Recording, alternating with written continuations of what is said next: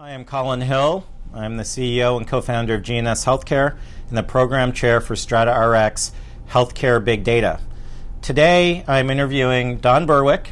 He is the past president and CEO of IHI, so he's the president emeritus and a fellow of the Institute for Healthcare Improvement, and as well as being the former administrator of the Centers for Medicare and Medicaid.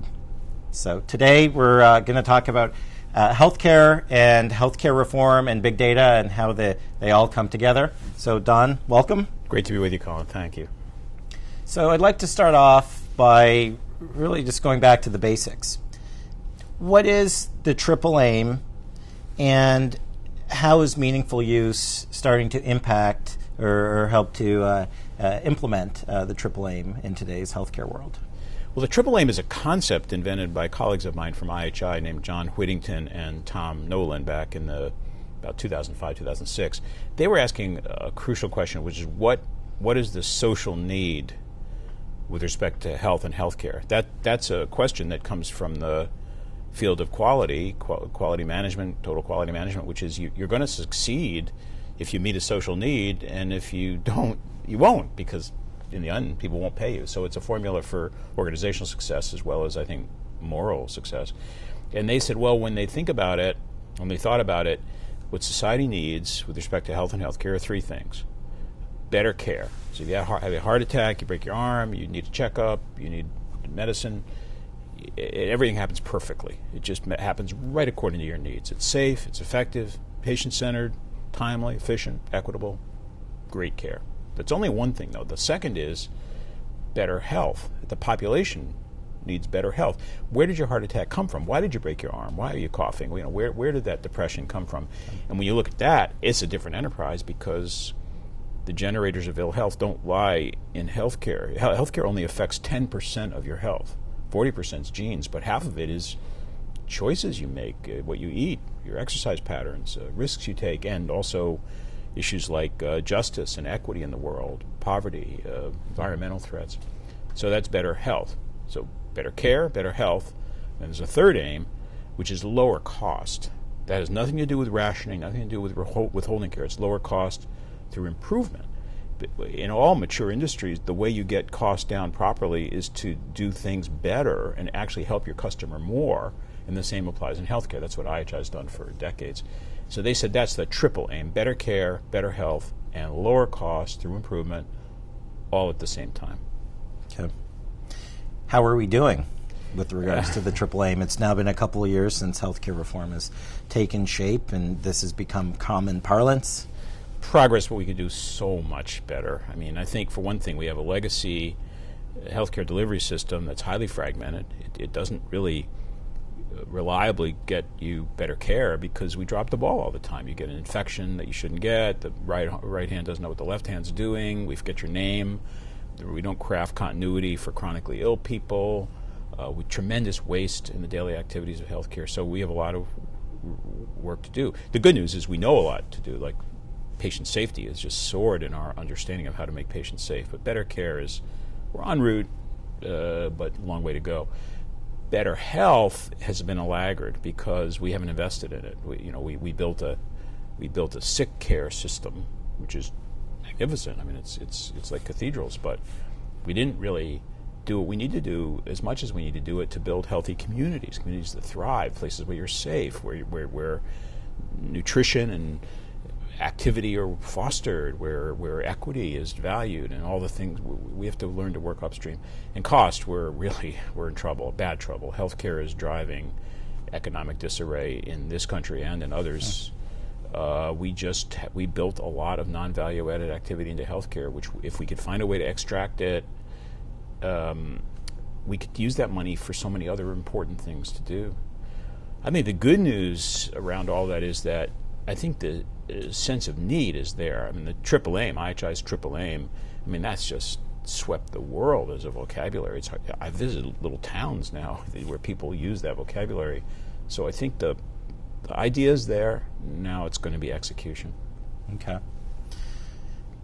So in your mind, what would you say are the biggest impediments to advancing the agenda? And there are some tangible parts of the infrastructure like meaningful use that have catalyzed at least the adoption of electronic medical records.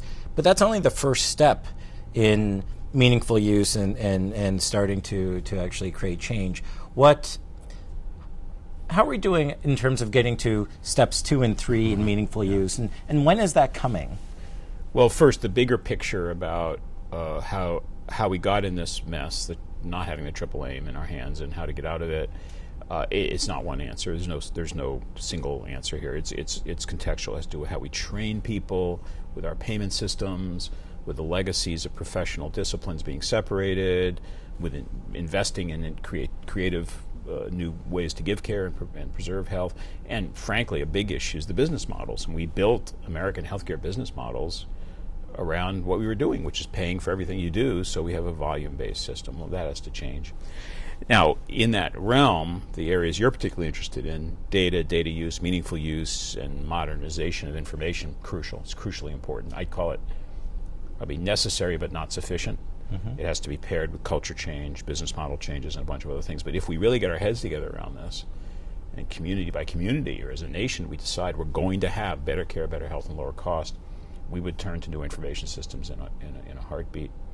Meaningful use, kind of referring to the inevitable now adoption of electronic health records and a modernized information environment in which patients get cared for, which we learn. It'll be a big asset, and we seem to be underway. I mean, there's some pretty good acceleration now of uptake of the kind of data systems that will eventually help us. Right. But it seems to me that there's a big gulf between the adoption of electronic medical records and the extraction of new knowledge out of those aggregated records of what's actually working in healthcare and for which populations is it working for. How do we start to bridge that gap in your mind? Because I think some of the problems sound like they're low-hanging fruit in terms of just keeping track of a given patient in a system, then other problems are much more difficult when we talk about learning from data. It's all of the above. I mean, you know this better than I do, so I'm kind of teaching the teacher here. But at the patient level, let's not ignore that. We could do a lot better. If we have systems that help me as the physician remember the patient's name, know the trajectory the patient's on, coordinate with other caregivers so that we're helping the patient through a journey, everything gets better. The health of the patient will improve. Costs will fall because we're not going to be dropping balls and repeating each other's mistakes. Things will be better. When you take the data that aggregate with proper care, and if you're able to mine those data so you can study variability and trajectories, I mean, you can ask and answer questions that never would have been possible before. As you know, most of the patient-centered databases that were built in the early days, they weren't very friendly. They weren't friendly to data mining and to really recognizing patterns. Now we're happily getting out of that and into the ability to really, really, really study what we do as a total enterprise, a total industry. And that has uses of all sorts. The ones I'm most interested in, of course, are learning. Because if you're a doctor and I'm a doctor and we're practicing differently, and I can find out how your patients are doing by mining the data, and you can find out how my patient's doing. We can learn something. I can find out, hey, this guy really knows something about how to handle migraine headaches or back pain that I don't know.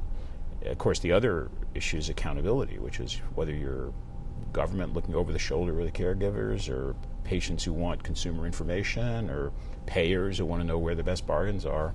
That also becomes possible.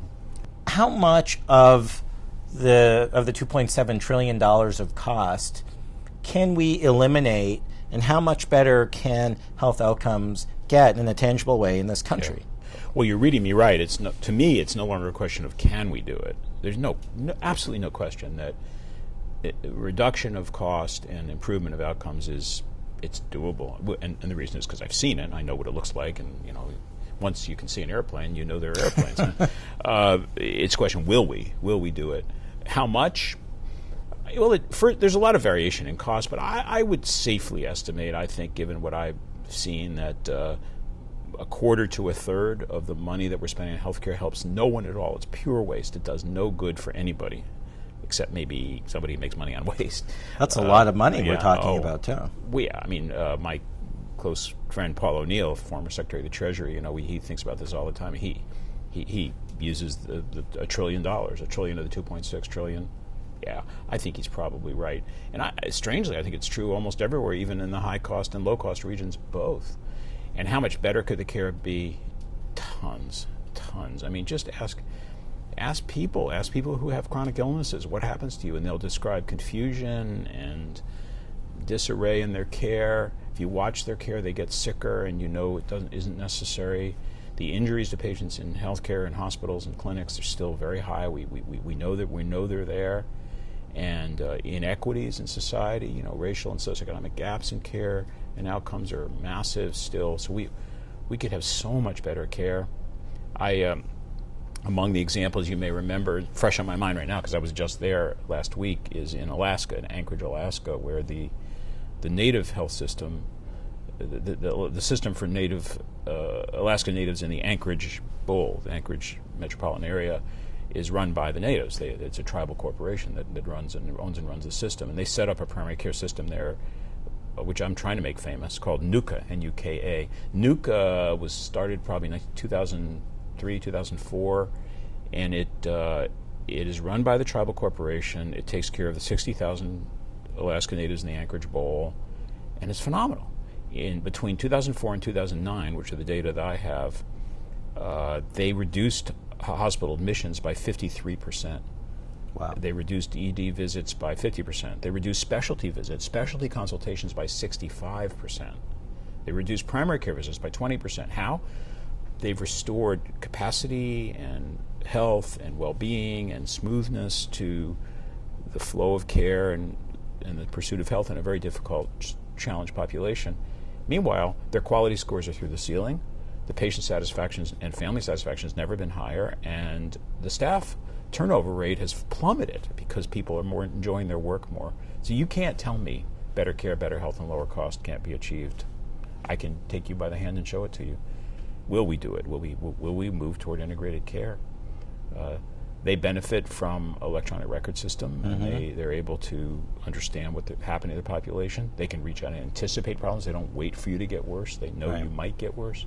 They identify high risk early. They intervene early, and they do that by properly using information. Okay.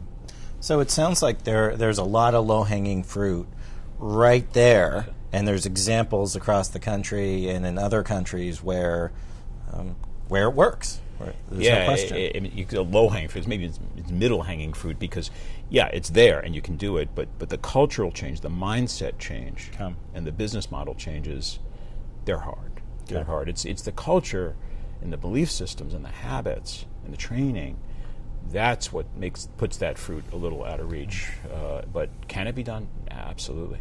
How important in that example are feedback loops of where the providers, the patients, even the payer, which I guess is this tribal corporation, where they're actually getting the information in close to real time about what's working, what's not, and just the basics? Very, very important and all there. And I mean, their view of information is to be used at the sharp end where the care is being given all the time. So it's constantly available. But they can also reflect on their own experience and know what worked well and what didn't because they can collect the data. They're not using those data for judgment or for carrots and sticks. They're using it for learning, and the learning is profound. They also, it's sort of like an attitude toward data. Take a second to explain, but they don't call their patients. They call them customer owners. Because when you think about it, it's the tribal corporation that is spending the money, and so the person you're seeing who's coming in with their cough or their sore throat or their heart attack, they own you. They own the system, and they are your customer. And that attitude is, I'm now dealing with the very person who's employing me. Is real there. It's deep and it's respectful, and the patients are given tremendous voice in design. The whole system is designed by and with the customer owners, and that's real. And that's a different kind of data. That's like, how are we doing data? And they're always into that.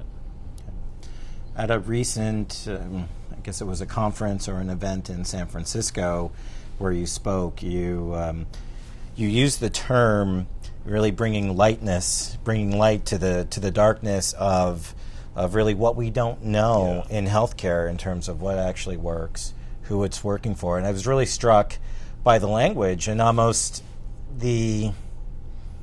I'd love you to just talk a bit more about that, because when I read that, of course, with my biased glasses on, I saw that as data. It's bringing the data out into the public sphere and in a way such that it could benefit multiple stakeholders, and that it's almost like this inevitable tide of transparency that has to come and data generation that has to come. And I really liked your perspective on that. Could you speak a bit more? Yeah. Well, there are many different philosophies about how to cause improvements. Mine is probably I call learning philosophy, the learning organization, the learning person, and so learning could be one approach. Another would be a market approach, which is you create competition and then that everybody is better on their game. Another would be an accountability approach, which is you set objectives and hold people's feet to the fire. No matter what you think, which of those schools you're in, you want information. Transparency helps in all of those theories. In learning, it's essential. You cannot improve your golf game if you don't know where the golf ball goes.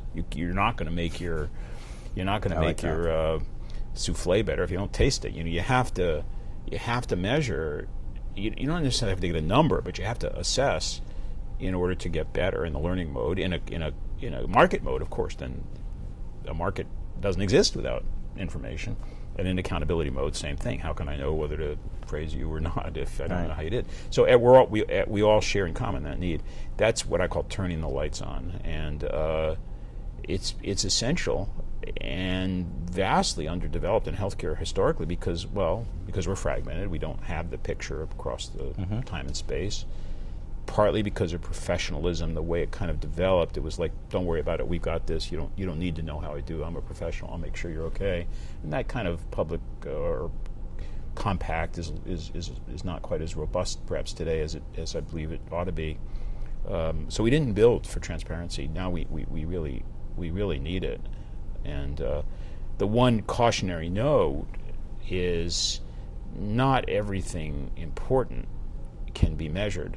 And not everything that's measured can be quantified. Measurement includes a good question and feedback that's narrative. And so I think I'm for a broad view of transparency. It's not just show me the numerical scorecard, but nothing beats information.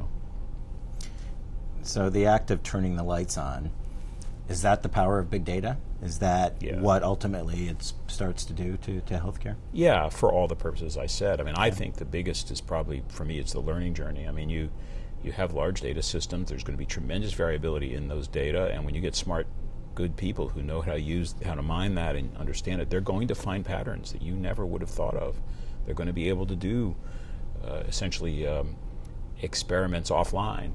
As they watch what happens. The experiments are underway. They're going to be able to learn from that, and large, big data matters. You do need to keep in mind that one of the trajectories we're on here that's pretty exciting is individualization of care.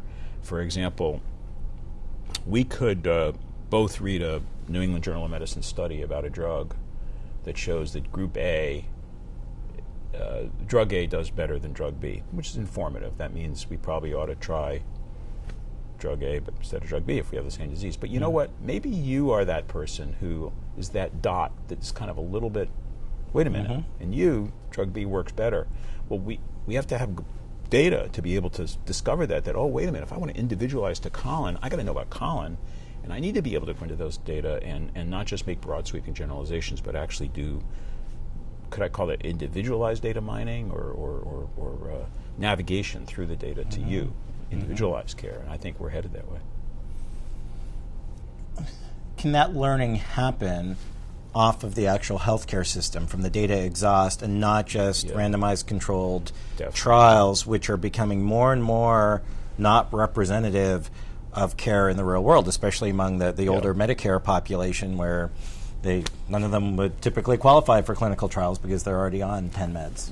Not only can, but must. I mean, for one thing, Well, randomized trial for some purposes is the gold standard, but only for some purposes. And I've written extensively on the epistemology of science itself in this case, in which it's not always the best way to learn. For example, randomized trials control for variables that actually are in the real world. Once you've controlled for it, you've taken away that information. Well, no, we need that information. So context does matter. We're learning in a very messy world, and the randomized trial that neatens up that world may then make it hard to know how to manage in the real world. But the answer is, the learning possibilities with disciplined use of databases probably swamps what we could do with randomized trial. There's so much information there, and if we just to be smart about the way we use the information. So we'll never want to demote the randomized trial as a particular way to learn in particular circumstances, but it isn't. It's a hammer, and not every problem is a nail. Right. So when we talk about the cost associated with these variations in care that aren't improving outcomes, so the Dartmouth Atlas work and work that you've done, there's going to be some winners and losers there. Like on the one hand, you could say that data science is going to create a new competitive landscape. And so companies that become expert with and adopt and create capabilities in big data analytics can outcompete their peers because they have more knowledge, greater knowledge, and they're better able to target interventions to the right patients. On the other hand, some of these companies maybe are also benefiting from some of the variations in care. So how do you think about that and reconcile the concept that it's both an opportunity and a threat for a lot of the stakeholders in healthcare?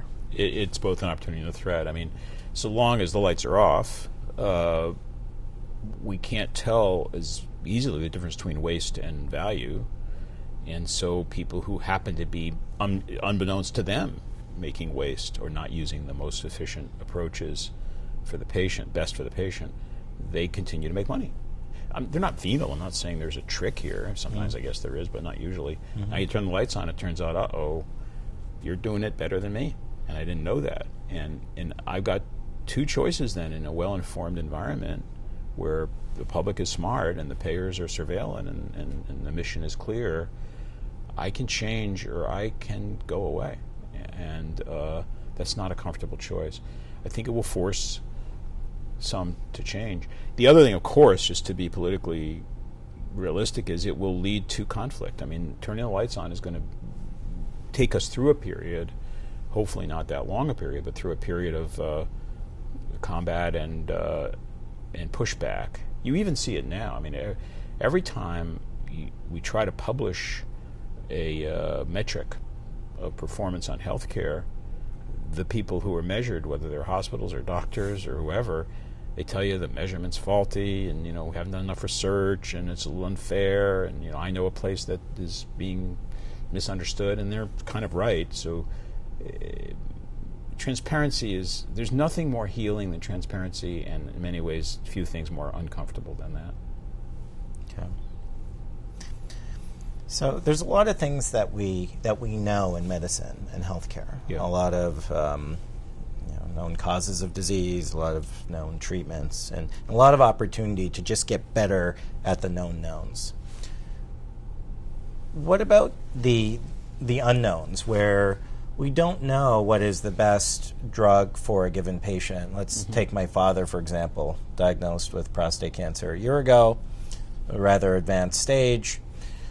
Question is, what treatment for my father? Radiation, surgery, a drug? If a drug, what drug that's going to work on him? Because, of course, standard of care is based upon groups. Statistical. Essentially, it's made for this hypothetical average patient. But here we have my father, who's in his now about 70 years old, and his own particular background coming from Antigua in the Caribbean.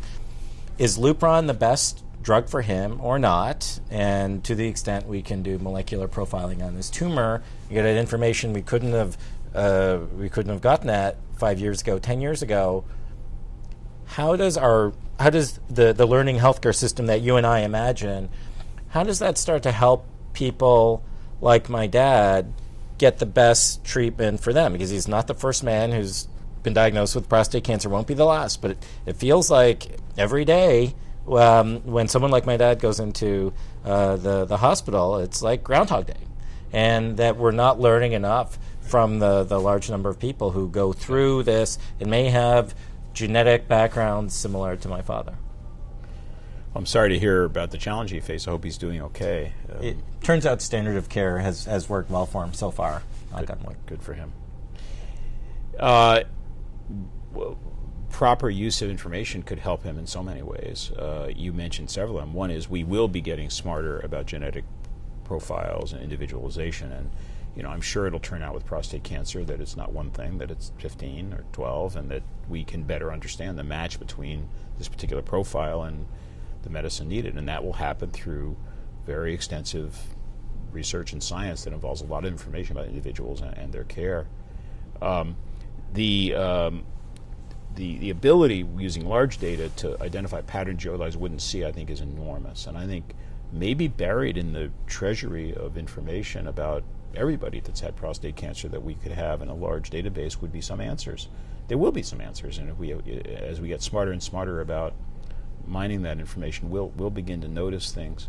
I was in London a couple of months ago, and I just happened to walk past the St. Mary's Hospital area where Fleming discovered penicillin, and they have a museum. So I had a few minutes and went in there and went up to this tiny little lab where he was working. It can't be more than 10 feet by 3 feet. It's really a closet.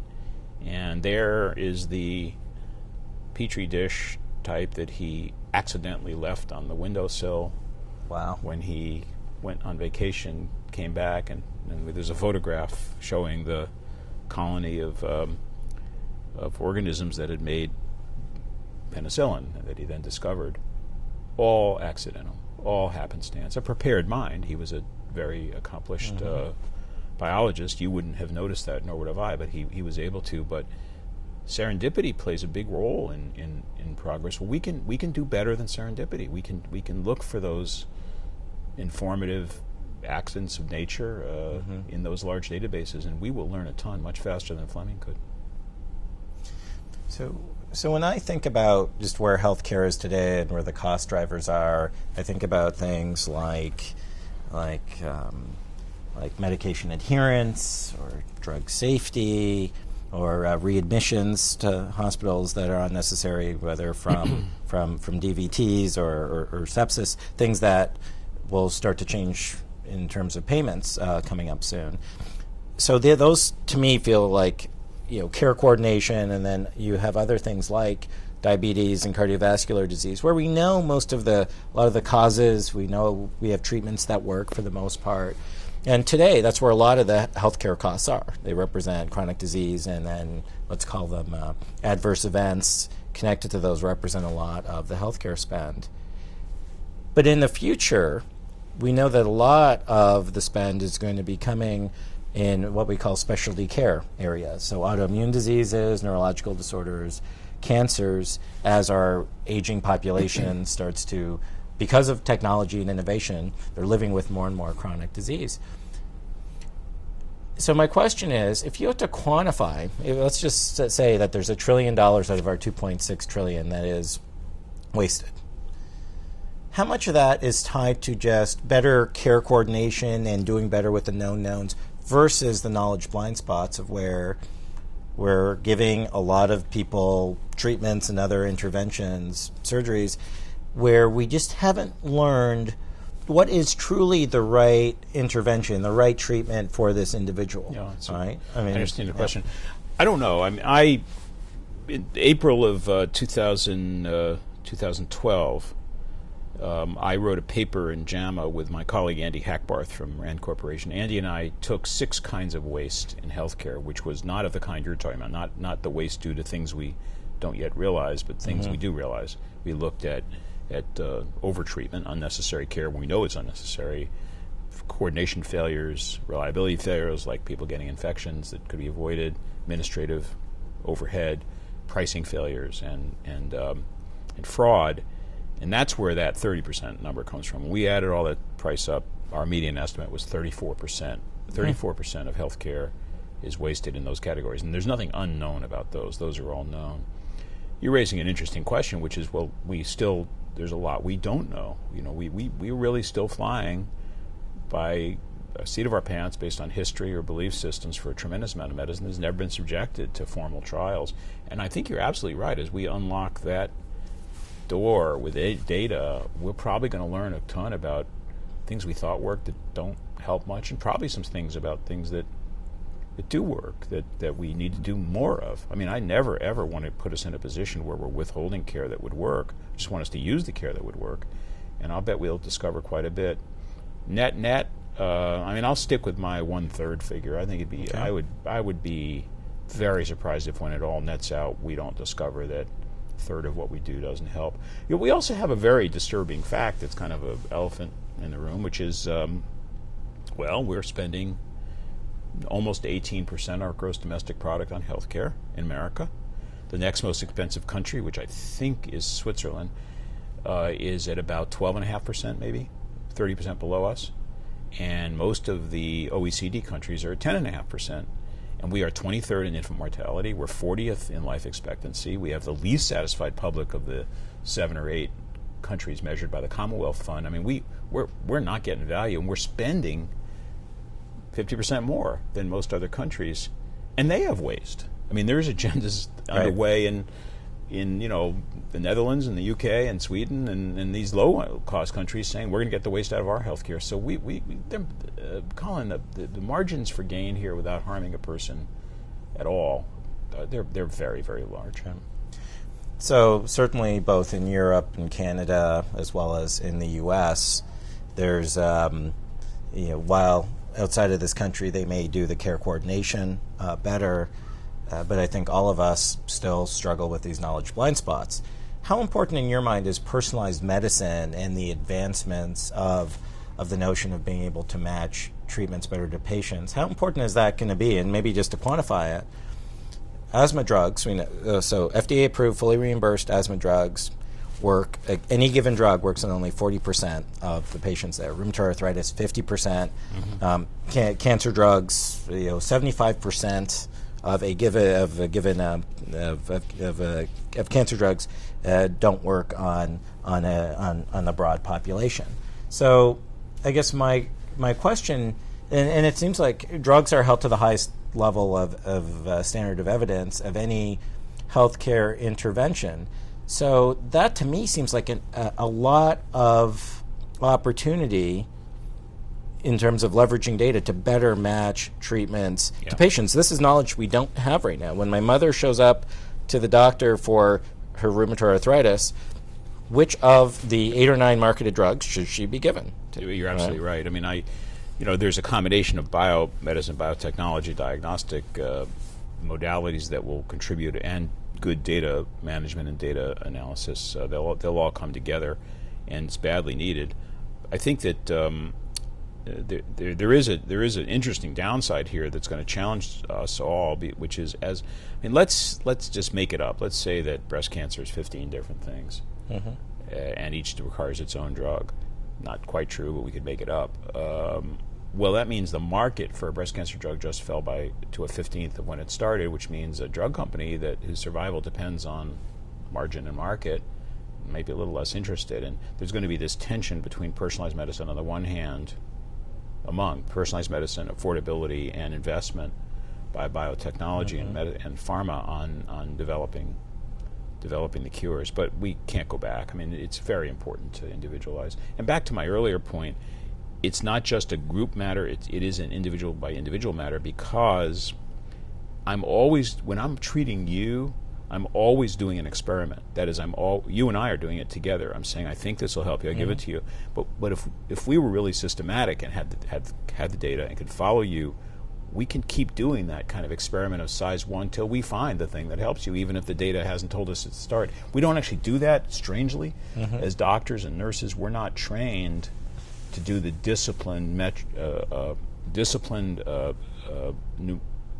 numerically informed follow-up of an individual patient even, Right.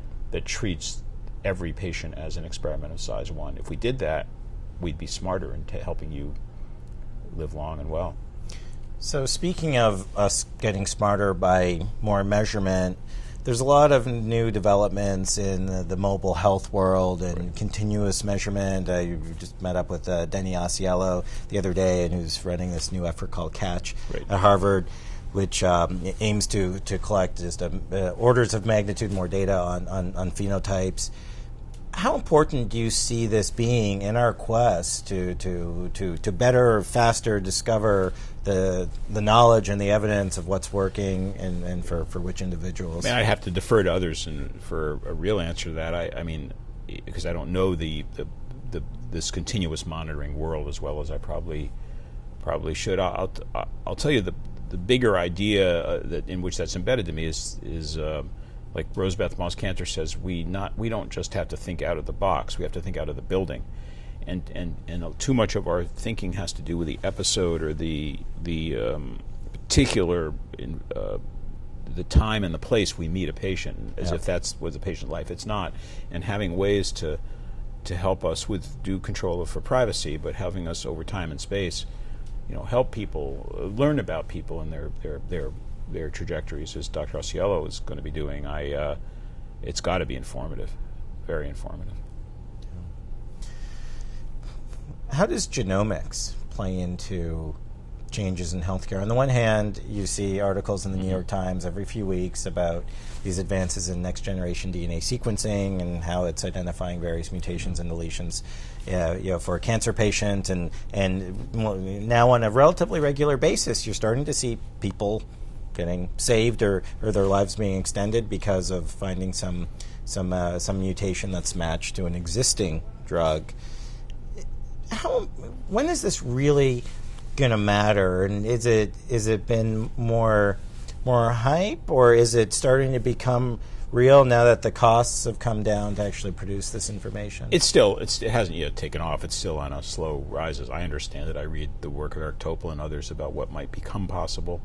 It's been a while. Our expectations have been built, and the realities are not there yet. But I'm sure this ship will come in. I mean, as the technologies grow and we really can understand our individual molecular biology and genetic makeup and match it to what we can offer people, how could we get anything but smarter over time? So I think the time will come. We're not there yet. This is mostly check is in the mail, but I think it'll come. Okay. How long until we see real transformation of healthcare? Let's go back to healthcare delivery. In healthcare delivery and even changing of the cost structure and everything else. When does this system get smarter? When do all these forces that are in play now start to make a meaningful difference, and the United States goes from being 37th in the world in healthcare to the top 5? And we start to just see the power of American innovation and technology really start to make a difference in the care of individuals. I don't know. I mean, first of all, America being in the top 5, remember, other countries are not standing still. There's a tremendous amount of interest in innovative forms of delivery all over the world, even in developing countries, maybe especially in developing countries now. We may find ourselves being passed instead of passing if we're not careful here. I don't know. If you look at profoundly successful examples, NUCA in this Alaska system that I mentioned earlier, that transformed care from a good base to a fabulous one in 5 years, 6 years. They're a fundamentally new place. They capitalized it, they invested in it. It wasn't done without some resources, but they did it. I've seen individual organizations, what Dr. Patty Gabo did at Denver Health before she left. That took her about 6 or 7 years, and she fundamental effect on costs. Gary Kaplan and his work at Virginia Mason. It's been a decade of serious investment. So that 5, 6, 7 years, we could just get phenomenally better health care at much lower cost. But that's not the problem. The problem is the status quo speaks very, very loudly. People are making a lot of money in the status quo who are going to start to have to change, and that is not going to be welcome. Who wants that voluntarily? The payment systems are lagging still. We haven't yet bitten the bullet on a payment system that actually talks. It buys for me, from the patient, for the person, care over time and space instead of these individual events. Meaning bundled payments? Bundles, bundle is that's an adolescent form of what I'm talking about. Yep. We need to get to population-based payment where over time and space, no matter where you are, I've got your back, you're on my panel, we're responsible for you, and under surveillance, we're discipline measurement. But a bundle is that for 90 days or for an episode. Right. And it's a good step, but it's only a step. And we are way overbilled. We have hospitals, trained to grow and add wings and add beds and add procedures. We have an industry that has been taught to do more and more and more and more. And now we're going to say, hold on, wait a minute. We got the data now. More is not necessarily the right thing. This will be a very hard transition. Is this the ACO model or the existing IDNs like Kaiser and Intermountain that is that the ideal? Is that what we have to move towards? They're certainly and they're directionally right. And when you look at what Kaiser Permanente can do when it keeps its act together, and it often does, around continuity and evidence-based patient-centered care, or Intermountain Healthcare, the true integrated systems, Atrius Health here in Boston, they do very well. They would be the first to say they're only that far along on a big journey, but they're more like what we need. But even they, though, remember, they exist in a wild state payment system where the markets are not necessarily organized around the kind of integrated care they have to offer. And a lot of them shadow price. They're not asking what's the most money we could save in return to the payer. They're saying, what are the payers willing to pay? And that's just a different mind frame, and that will change over time, I hope. So what is your just honest prediction of where the United States will be in terms of these changes? And let's just pick a date, 2020. I do this blog on Forbes called Healthcare 2020. So 6.5 years from now, where are we, and where are we relative to other countries? I don't know. We won't be finished, I'll tell you that. Even if we made all the right choices today, 6.5 years from now, we would still have a legacy of the fee-for-service environment and the volume-based thinking and the do more stuff that we'll still be working our way out of. After all, we didn't just train professions and hospitals to think that way. We've trained the public to think that way, and they're very suspicious. The public is very worried that they're going to lose something. We start to talk about cost containment, even though I mean stop subjecting you to things that hurt you and don't help you. They fear that's a takeaway. So we got a ways to go. I think more broadly, I think the country's kind of at a choice point. I don't want to be too dramatic about it, but I don't think we can live with the healthcare cost structures we have now. It's taking too much from other uses in the public sector, from museums and roads and schools and everything that we want to invest in as a community. And from the private sector, it's taking economic opportunity from companies and wages from employees. So healthcare is just taking it all right now for good intention. I mean, this is good people believing in what they do, but it's not. I don't think it can be sustainable. I just don't think it's going to work. So I think we're going to see a choice made. It'll happen first in the safety net and Medicaid and Medicare and others, but eventually everyone. And one branch is take things away.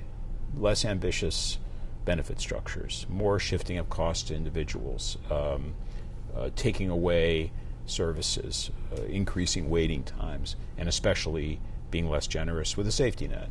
So that's the cut plan, and it would work. I mean, we'd get money back for other purposes. Unfortunately, we do it at the cost of our health and our moral compass.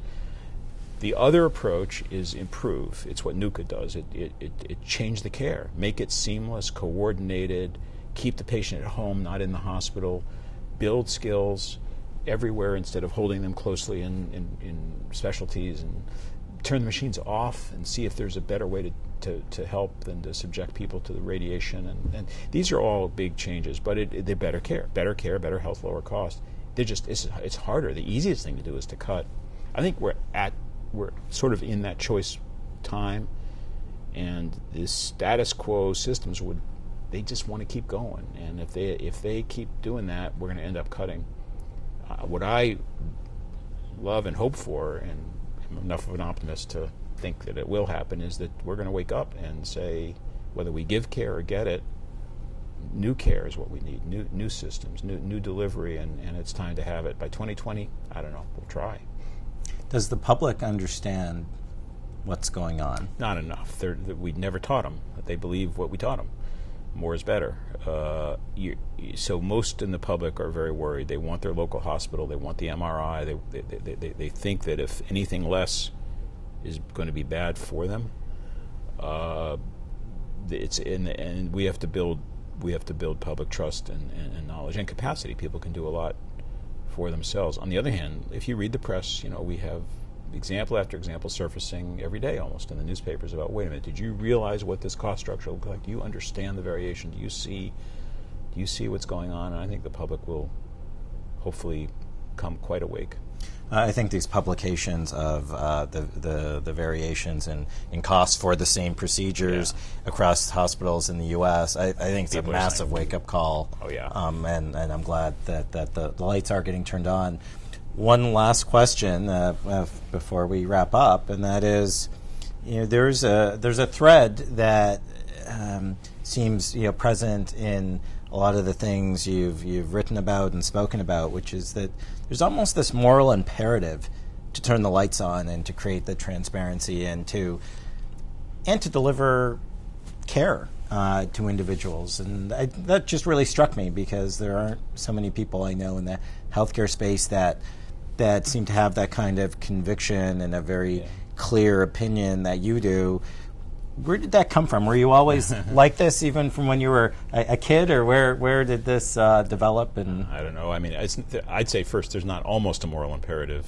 There is one. That's how I feel. I think healthcare is a human right, unequivocally so, like equivalent to other rights, to food and shelter, and I hope education. And I rebel at the idea that we would call ourselves a civilized society and have people next door to us who can't get care when they need it, or health when they want it. And I don't accept that. I don't think it's necessary. I know it's unnecessary and it's wrong. Where it came from, I don't know. It feels like everybody seems to think that once you ask them. I haven't been in a living room where people don't say, yeah, that sounds kind of right to me. For me, I grew up in a very small town. Fewer than 5,000 people live there. My father was a general practitioner, made house calls, and if you fell down in the street, people wouldn't walk past you. They pick you up. And maybe it's the small town in me. It's like we're in a village, and we better take care of each other, because who knows what's around the corner for any one of us. Well, thank you very much. Thank you for being you and bringing what you've brought to healthcare in this town of Cambridge and the state of Massachusetts. And I've really enjoyed talking to you today. Same here, Colin. Thank you. Thank you.